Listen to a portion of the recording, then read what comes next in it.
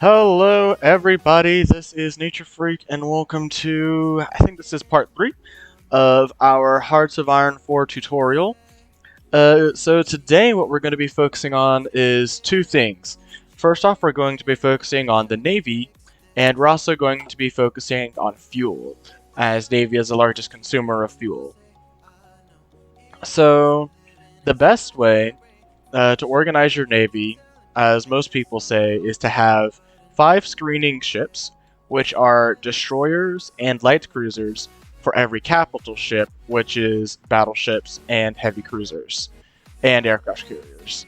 I don't believe that's true for vanilla Hearts of Iron 4, but it's a good metric to go by in any sense. So, going to the Navy tab right here, you can see an overview of every fleet that you have. It is highly recommended that you select all of these and then group them up into one spot, so then you can evenly divide them into whichever way you'd like. Now you're going to notice that this little thing right here, that is my fuel, it's about to go down really quickly. And that's because the Navy uses an insanely large amount of fuel. Thankfully, it didn't last for super very long because Navy moves faster than most other things in the game, except for Air Force. We went ahead and finished our Naval National Focus. I'm gonna go ahead and go down for for Triumph in Africa for the extra stability and war support. So, stability and war support we'll go over in a different time, probably in the next one. We're actually short steel. That's surprising, but we'll import from the Soviet Union. So, Navy. Right here, we can just all say merge. So now we have one fleet of every ship in the Italian Navy.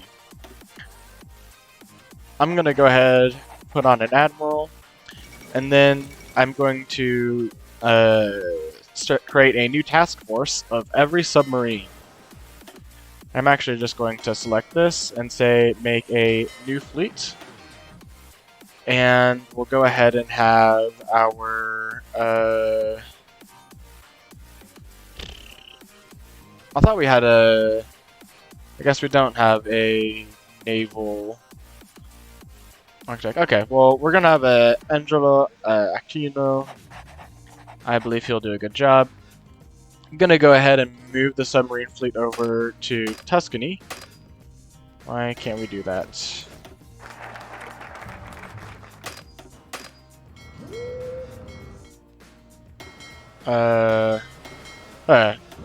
There we go. I was selecting the fleet and not the task force itself. HOI4 can be a little weird like that. Now I'm going to go ahead and hit the capital ship effort. And so now we have 2 fleets, one of all of our surface ships, and one of our submarines.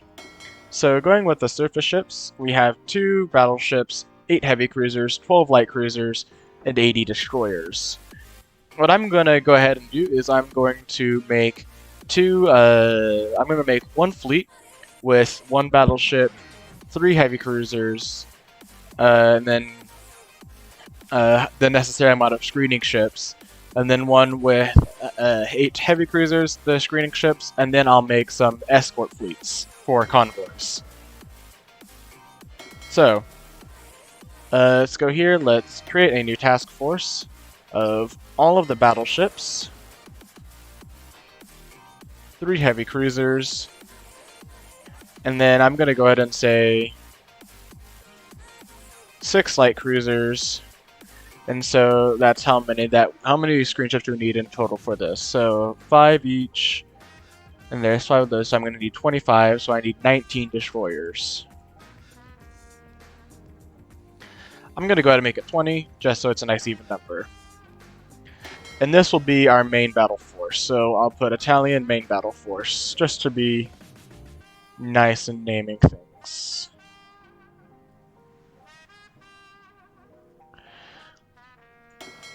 And then we have this fleet, which, already has, the heavy cruisers, the light cruisers, and the destroyers. So it's already got, it needs another 25. So actually what I'm going to do is I'm going to say all heavy cruisers, all light cruisers. So again, I need 25. I'm going to put another 20 destroyers.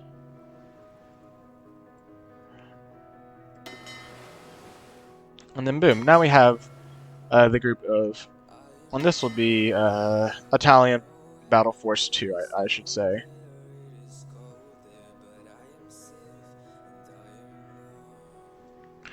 There you go.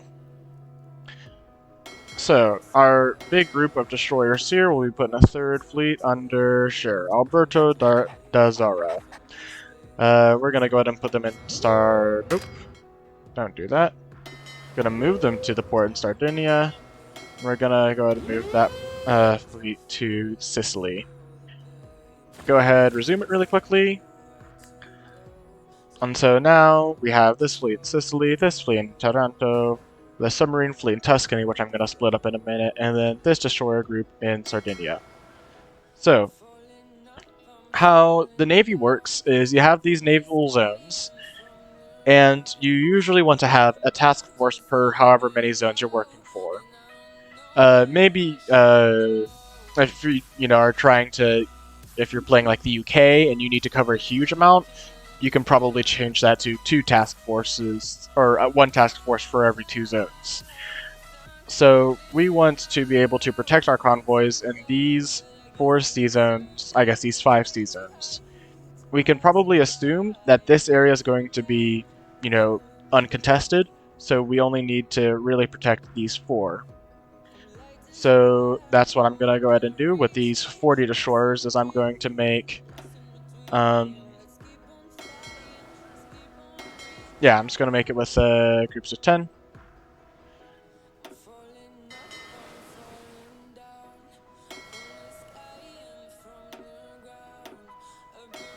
So boom.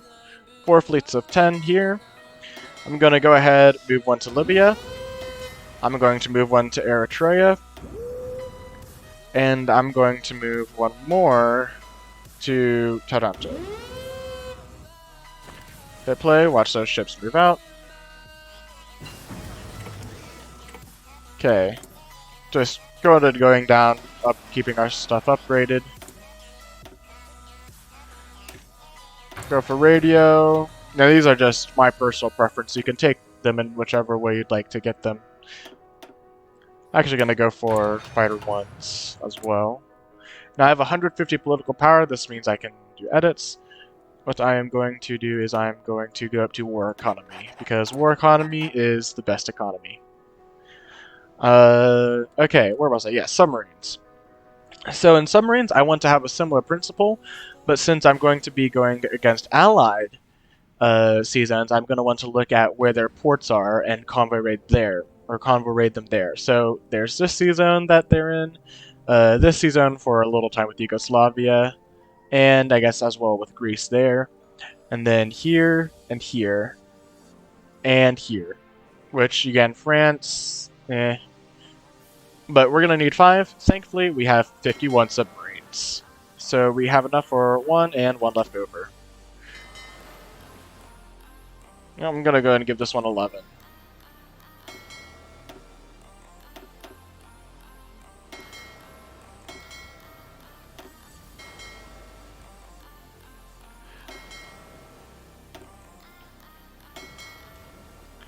And there we go. 4 fleets of 10, 1 fleet of 11. And I'm going to go ahead and move these all out. For example, 1 to Sardinia, move 1 to Venice, move 1 to the Dodecanese, which Italy ends in this game, move 1 to Derma, and keep 1 where it's at.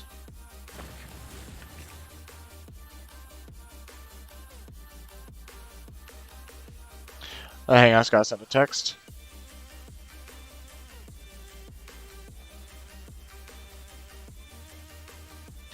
Okay, hitting play, letting them all move out.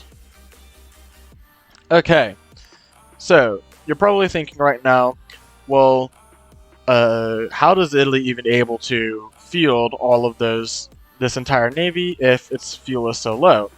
And that's because down here you can get oil, and oil is what you want if you're having fuel troubles. Granted, it's not enough to keep Italy going throughout most of the game, but it'll be enough to, keep the submarines going and keep the capital ships, which should be in port most of the time, and only go out when they're needed to. So yeah, that's all lined up. So I'm going to go ahead, just let the game run, and then talk about fuel while the game is running. So fuel is gained in units of 48. So every nation has an automatic fuel gain of 48 fuel per day. That, like every country, Switzerland, Hungary, Romania, Bulgaria, Turkey, US, UK, Canada, Norway, Sweden, Finland, all the Baltics, every country in the game gains a minimum of 48 fuel per day. Now, in order to raise that number, you can do two things. You can build synthetic refineries, which will give you 48 fuel each, and you can upgrade them to give you plus 50% more each time. I'm going to go ahead and just do this technology, even though it's a little bit ahead. Or you can get oil, and each unit of oil that you have produces 48 fuel. So, the reason why the United Kingdom is able to field such a large navy is because they have the oil in Iraq nationalized. I am going to go ahead and join the Anti-Comintern Pact. It's basically just Germany likes me, Soviet Union doesn't. Wah wah. And they have the oil in Iraq, and they also have the oil in Mexico. Half of it's split, pretty much 50-50 between the US and the UK. However, if you are playing a minor nation, say Greece, you're probably going to want to have to import your oil to field your relatively large navy for your country's size. You won't be able to field it efficiently with synthetic refineries. However, something that I usually do if I'm wanting to play a large naval game is play Turkey, since Turkey has a lot of coastline to work with. I'll go ahead and conquer Iraq and Iran, and then just like that, I'll have enough oil to field a navy basically the same size as Italy's is at the beginning of the game. So let's go ahead and talk about deployment really quickly. So we have all of these ships that are queued up to deploy.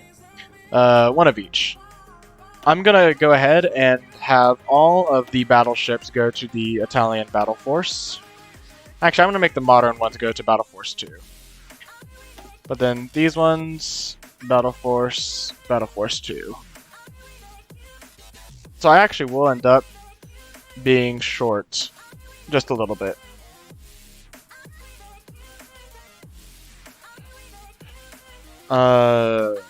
Sorry? Okay. And so once these ships are complete, then they'll deploy, and the dockyards that are being used, just not much on all of them except for these two.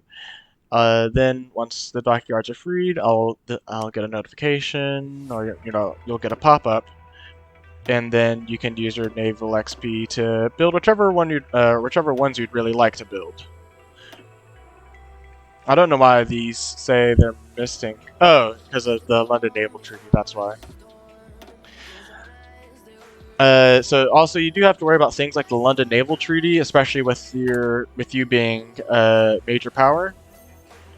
But I mean, if I do that, I'll be able to build them now.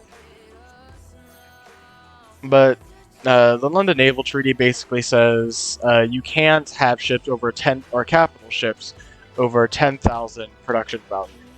So that's something you might want to keep in mind as you're building your battleships, if you're designing your battleships as a naval treaty or a London Naval Treaty signature. Whew. So I'm not going to get into the whole naval meta stuff because, in all honesty, it doesn't really matter if you have this layout because everything should be perfectly balanced. Alright, that's been this tutorial on how to organize your navy. And I guess if you click on them, you can see, what the various missions are. They're pretty self-explanatory. You just click on the mission you'd want them to do, and right-click on the regions you want them to carry out that mission on. I think that's the last thing. So that'll be it for me today with this naval tutorial, and I guess fuel as well. And the next time we're going to be working on the Air Force. And yeah, thank you all very much for watching, and I'll be seeing you in the next tutorial.